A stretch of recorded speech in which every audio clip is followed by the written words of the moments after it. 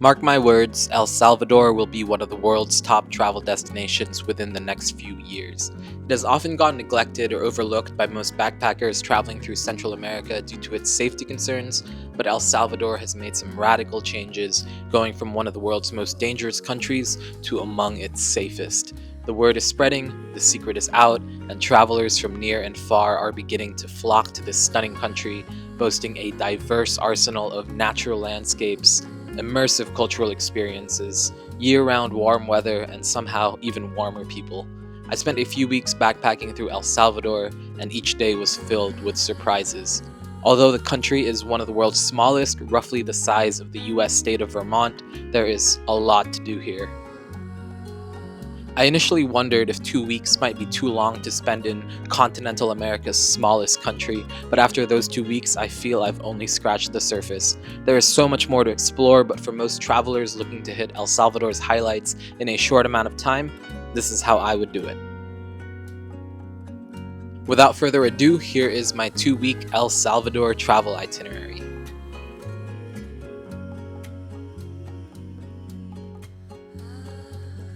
Let's kick things off in San Salvador, likely your first entry point into the country if you are flying in. El Salvador's capital city can be an underwhelming introduction to the country. I also wasn't impressed at first, feeling like I was just in a big US city lined with strip malls and fast food chains, and honestly I wouldn't blame you if you decided to dip out as soon as possible. There are much more enjoyable destinations in the country, but as its capital and largest city, San Salvador is home to some cool things to do for those who give it a chance. A wander through San Salvador's historic center is a must, highlighted by its Metropolitan Cathedral, National Palace, National Theater, and the futuristic Binaes Library. This library is incredible, recently finished in 2023, and now one of the most recognizable landmarks of the entire country, as well as a symbol of El Salvador's immense progress and modernization. Wander through the nearby Mercado Ex Cuartel for souvenirs and handcrafted goods. This market caters mostly towards tourists, so if you want a glimpse at local life, pop into one of the other big markets in San Salvador's historic center, such as the San Salvador Central Market or Hula Hula Market. When I visited, much of the historical center was under renovation, but I can imagine it will be absolutely beautiful when those renovations are done. The Zona Rosa is another good neighborhood to walk through. Visit the Marte Museum of Art and the Dr. David J. Guzman Museum of Anthropology. The Marte is free on Sundays and is an impressive art museum for its small size. It was one of my favorite places I visited here in San Salvador. The Museum of Anthropology costs $10 to get in and is fairly tiny, but if you want to learn about El Salvador's history and many cultures, it is a good place to start. However, I didn't really think it was worth it for how small and sparse it felt, so it's up to you. The Zona Rosa is also where you want to be for higher-end dining, upscale shopping malls, and a good nightlife scene. La Zona Hostel is located right in this area. I'd argue it is far and away the best hostel in the capital. There are many parts of San Salvador to explore, but those were the two main neighborhoods that I visited. I also stayed in Escalon here at the hostel Cumbres del Volcan. It was a nice, safe, walkable neighborhood, but without much action aside from the Plaza Futura, which had great dining options. Antigua Cuscatlan is a livelier area to the south of the city with a more local, small town vibe. Santa Tecla is an alternative to staying in San Salvador, and it makes for easy access to any city escapes that you might want to head out on. From here, one can easily go hiking in El Boquerón National Park and see the San Salvador volcano. Staying in Santa Tecla also shaves off some transit time for when you're headed to Santa Ana, La Libertad, or the Ruta de las Flores. Let's kick off with the latter and move on from San Salvador for now.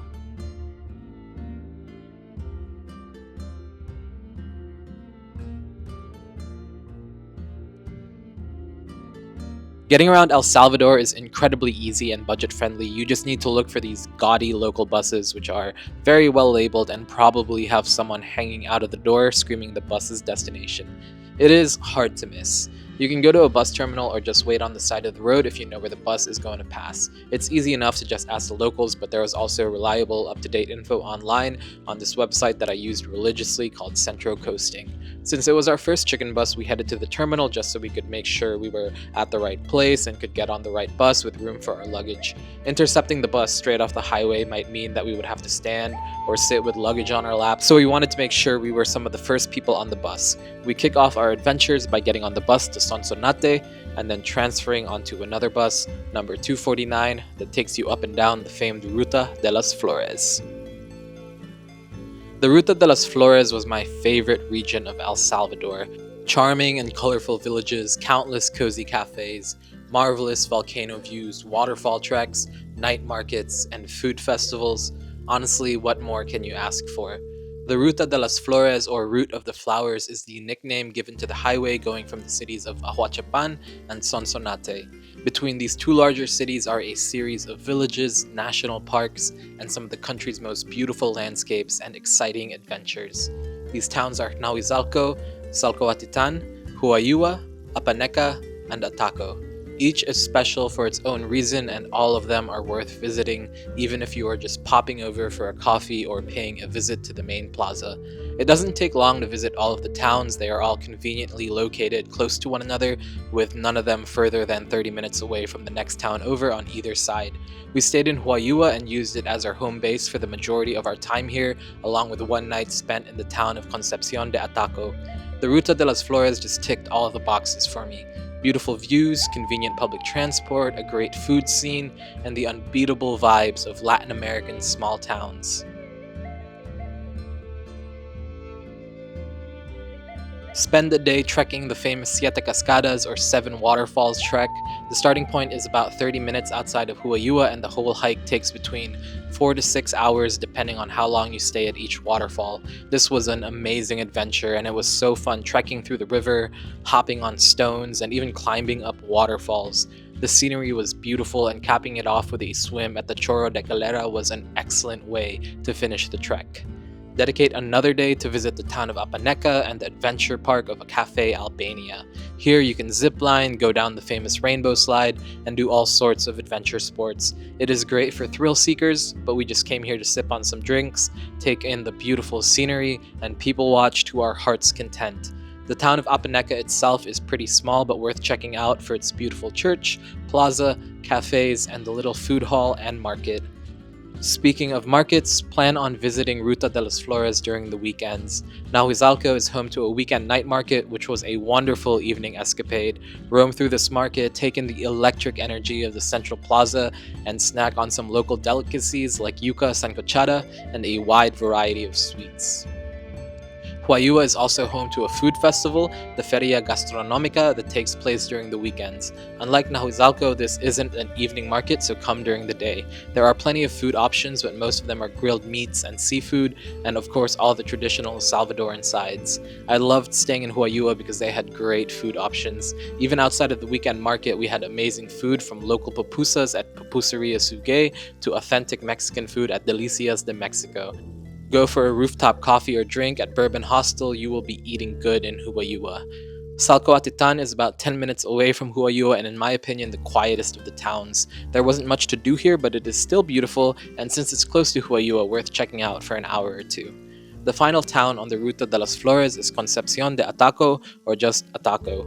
After Huayua, it is probably the most developed town on the route, and we stayed here for one night to get a change of scenery and really enjoyed it. It has a great cafe scene, with my two favorites being Cafe Axul and Cafe de los Artistas. We had a very strange meal at Mamanilla, which I can't recommend enough.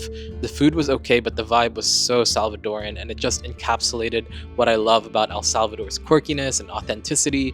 There are some amazing pupuserias here in Ataco too, like Bajareque, Primavera, and a few more local bare-bones street joints scattered throughout the city. Make sure to check out the street art and murals painted everywhere, and go hike up to the cross overlooking the town. Besides that, there isn't too much to do in Ataco, and honestly, if you're traveling with limited time, 3 days might be enough on the Ruta de las Flores. However, I do think you will get sucked in like we did, so plan to spend an extra day or two just taking it slow, sipping on countless coffees, and soaking in the natural beauty of the region.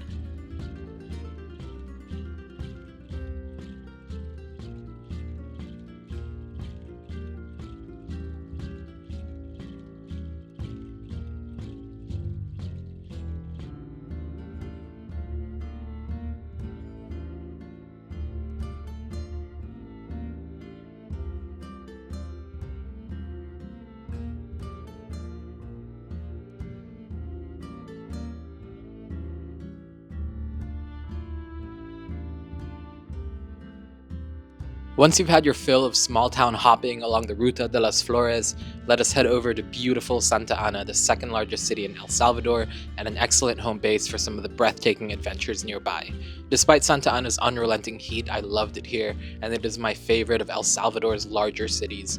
Overall, Santa Ana is probably the biggest travel hub in the country. There are countless hostels and hotels to choose from, and many people opt to spend the majority of their time in El Salvador here in Santa Ana. I would recommend 4 days here in this region, although you can split that up between the city of Santa Ana itself and the nearby Lago Coatepeque. Spend a day getting familiar with the historic city center. The historic and colonial architecture is absolutely stunning, and wandering through Santa Ana Centro Histórico is a treat. All of the colorful buildings, the traditional tiled roofs, the magnificent monuments like the theater and the intricate Santa Ana Cathedral. The food scene here is also one of the best in El Salvador, whether you're snacking on local delicacies or craving something more international. There are some nice bars and decent nightlife, great cafes, and really everything that a traveler could need. While the city itself is beautiful, the best things to do in Santa Ana are just outside of the city, usually within an hour or two from downtown. What are those adventures, you might ask? Boy, have I got a list for you. Dedicate a day to hiking Volcan Ilamatepec, also known as the Santa Ana Volcano. It is undoubtedly El Salvador's most famous destination, and for good reason. It has got that wow factor and is one of the most unique landscapes here in Central America. There are a lot of volcanoes here, and I've hiked my fair share, but none of them could hold a candle to the sheer otherworldliness of Volcan Ilamatepec. I'd put the Santa Ana volcano right behind Guatemala's Volcan Acatenango as my favorite that I've hiked, although now that Volcan Fuego has taken a break from erupting, the two might be on even footing. Hiking Volcan Ilamatepec can be done on your own by taking the early morning bus to the hike starting point and joining the guided group. Round trip, the bus will cost about $3, add another $3 for the guide and another $3 for the entrance fee to the national park. I'd reckon this is one of the best ways you could ever hope to spend $10. The short but steep and moderately difficult hike to the crater's rim takes about an hour and a half up and an hour down. Plan on spending around 45 minutes at the summit of the volcano to soak in the breathtaking views. The bus back to Santa Ana leaves at around 1:20 p.m., so try to make sure you get down in time, otherwise you'll be waiting for the next bus at around 4 p.m. If you feel like taking it a bit slower, this shouldn't be a problem, and there are a few nearby places to have lunch or grab a snack while waiting. Another day or even a night or two can be spent at the Lago de Coatepeque or Coatepeque Lake. This lake also sits entirely in a vast volcanic crater, but is much different than the one in the Santa Ana volcano's crater. This one you can actually jump into and cool off during the hot day. The lake is gorgeous and one of El Salvador's top destinations for relaxing. There are a bunch of hotels, resorts, and restaurants around the lake, all with their own docks and swimming areas. You can also hop onto a boat and go around the lake. There's a hostel here called Captain Morgan's, which I didn't stay at, but if I come back to El Salvador, which I definitely will, you know where you'll find me. I can see Coatepeque Lake becoming a hugely popular destination in the coming years, competing with the likes of Lake Atitlan in Guatemala or Ometepe Lake in Nicaragua as Central America's premier lakeside getaways. We've still got a few days to kill in Santa Ana, but do not worry, there are still plenty of things to do. One of the best ways to spend a day is to combine a trip to the ruins of Tazumal and the thermal waterfalls of Malacatiupan. About 20 minutes outside of Santa Ana is Chalchuapa, where you can walk through the small Mayan ruins of Tazumal. Another 20 minutes further down the road is the town of Atiquizaya. Take the bus there and then hop on a tuk-tuk to the Salto de Malacatiupan. It only costs $1.50 to enter these waterfalls and about $5 round-trip transportation with a tuk-tuk. It's a serene area to chill out in. The waterfalls themselves are pretty small, although beautiful, but the best thing to do here is to sit lazily in the river, which is practically a hot tub. It's like a natural spa here and one of the more unique waterfalls that I've ever been to. It's a great and easy getaway from Santa Ana City.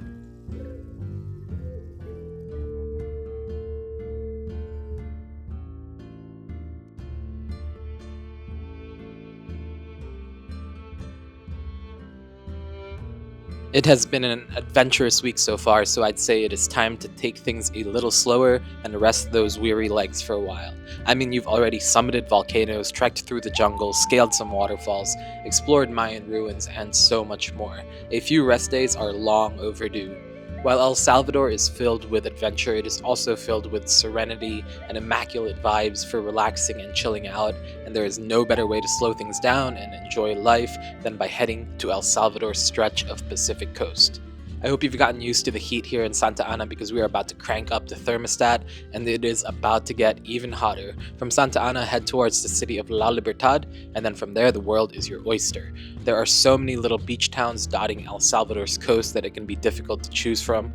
You even have some stunning hostels and hotels that pretty much have their own little patch of coast to themselves if you want something even quieter and more secluded. However, I wanted something a little livelier and more energetic, so I ended up in the backpacker and surfer haven of El Tunco. The little beach town of El Tunco, often referred to as Surf City, is El Salvador's premier coastal destination. It is popular among travelers for its laid-back vibes, strong surf culture, and a positively bumpin' nightlife scene. The beach of El Tunco itself is nothing special, and my initial impressions were a bit underwhelmed. The main beach was mostly just rocks, driftwood, and gray sand. If you aren't out here to surf, the beach is not the most exciting. I almost regretted coming here at first and thought maybe I should have spent longer in the highlands or the mountainous areas like on the Ruta de las Flores again, or exploring new destinations recommended to me by the locals such as Suchitoto and El Pital. However, I'm glad I stuck it out in El Tunco. Although my first impressions weren't great, I did end up loving El Tunco by the end. The vibes here are so laid back, easygoing, and it's just a lot of fun here. It was nice to be able to turn my brain off and have a little time to reflect on my time here in El Salvador. Aside from surfing and soaking in the sun, there isn't too much to do in El Tunco besides eat, drink, and be lazy. And there is nothing wrong with that at all, is there? One can also hike to like the Tamanique Waterfalls, but that was something I opted not to do because it is so painfully hot during the day. Sometimes I'd be sweating just by sitting in the shade while I'm sipping on an iced drink. Seriously, the humidity and heat of El Salvador's coast is something else. I'm not really selling the coast, am I? But let's talk about the things that El Tunco does well. It has got some amazing restaurants and cafes with great seafood and a pretty international offering. I saw some Asian restaurants like a bao place, Mexican street food, and a number of health-conscious cafes offering things like smoothie bowls, vegan food, and fresh juice bars. It was a nice change after eating mostly local Salvadoran food my entire time in the country. Those pupusas and horchatas really sneak up on you, and it was nice to balance the diet a little bit. However, as expected, El Tunco is probably the most expensive part of El Salvador that I visited. Pretty much every meal, if you were eating out here, was going to cost a minimum of $10 and closer to $15 to $20 for dinner and main courses. There are some good local spots too though, and I pretty much ate at this pupuseria every single night because each pupusa was still about $1 or $2, and the camaron or shrimp was some of the best I've ever had. So much for that balanced diet, yeah? Overall, if you're looking for barefoot beach vibes, beautiful sunsets, great restaurants, and a pulsating party scene, El Tunco is the best destination that El Salvador has to offer. It's got a great setup for backpackers, digital nomads, surfers, and even short-term travelers just looking for a quick vacation. During surf competitions, I can only imagine how lively and energetic El Tunco is. And while El Tunco is the main tourist town on El Salvador's coastline, there are a lot of nicer beaches along the coast. These aren't too far away from El Tunco either, so don't limit yourself to just one place. There are plenty of local buses that go up and down the coastal highway, so everywhere is pretty well connected by public transportation, and each ride costs about $1.50. I ended up taking a day trip to the town of El Zonte further along the coast. The beach there was much more beautiful, sandy, less crowded, and better for swimming, reading by the beach, and relaxing. El Zonte isn't as developed as El Tunco either, so for something a little quieter, more local, and more authentic, El Zonte is a great option. There are only a couple of restaurants, cafes, hotels, and bars here though, and the one place I ate at was pretty mediocre. So I think El Zonte is best as a day trip if you want to spend the day relaxing on the beach, but overall I was very happy that I chose to stay in El Tunco town. There's just more to do, more variety in places to eat, to shop, to drink, hanging out, and it's a lot more energetic. It's also a great place to close out your time in El Salvador, whether you're flying back home or continuing your Central American backpacking adventure. There were plenty of tourist shuttles offering pickups in El Tunco, and I hopped on one that took me all the way to Antigua, Guatemala. There are direct buses to San Salvador if you need to head back before catching a flight, or you can just transfer in La Libertad about 20 minutes away.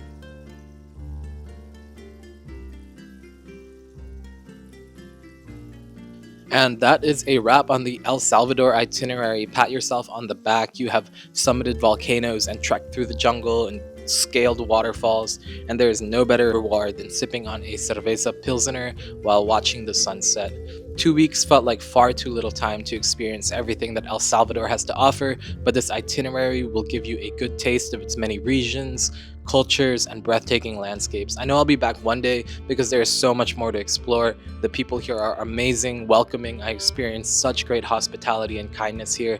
It felt like home after just a few short days, and it really left its mark on me. So thank you for everything, El Salvador. Hasta pronto. And thank you guys so much for watching and following along for the ride. For those of you traveling to El Salvador, I hope you have a blast, and I hope this video helped you guys out. Don't forget to hit the like button, drop a comment to let me know if you'd visit El Salvador, and subscribe so you can stay tuned for more of my life as a full-time nomad and my adventures across 80 countries and counting. Again, I'm also on pretty much every platform, Instagram, TikTok, my own websites, so check me out on there as well if you want to see more. Thank you guys again for watching. Desde el fondo de mi corazón, muchísimas gracias por su apoyo. Hasta pronto, safe travels, and see you all on the next video. Ciao.